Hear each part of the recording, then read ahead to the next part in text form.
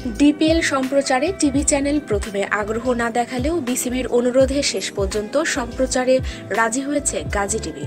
বাংলাদেশের আন্তর্জাতিক ম্যাচ ও বিপিএল এর পর ঢাকা প্রিমিয়ার লিগ টি-20-র 3টি ম্যাচ সরাসরি সম্প্রচার করবে গাজী টিভি।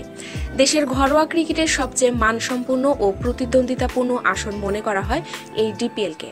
তবুও লিগের ম্যাচ সম্প্রচারে সাড়া দিচ্ছে না কোনো টিভি চ্যানেল। বিসিবির অনুরোধে শেষ পর্যন্ত সম্প্রচারে রাজি হয়েছে বাংলাদেশের সকল হোম সিরিজের সম্প্রচার সত্ত্ব পাওয়া গাজী টিভি।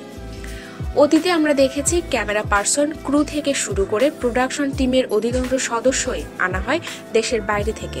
তবে এবারই প্রথমবারের মতো কেবল দেশীয় জনবল ও যন্ত্রপাতি ব্যবহার করে মিরপুর থেকে ডিপিএল টি-20-র 2টি সেমিফাইনাল ও ফাইনাল সরাসরি সম্প্রচার করবে গাজী টিভি, জানিয়েছেন গাজী টিভির ব্যবস্থাপনা পরিচালক আনাম আশরাফ ফায়েজ।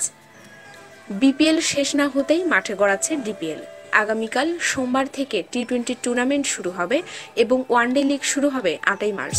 সামনের 2.5 মাস দেশের ক্রিকেটাররা ব্যস্ত থাকবেন রঙিন পোশাকে সাদা বলের জমজমাট লড়াই।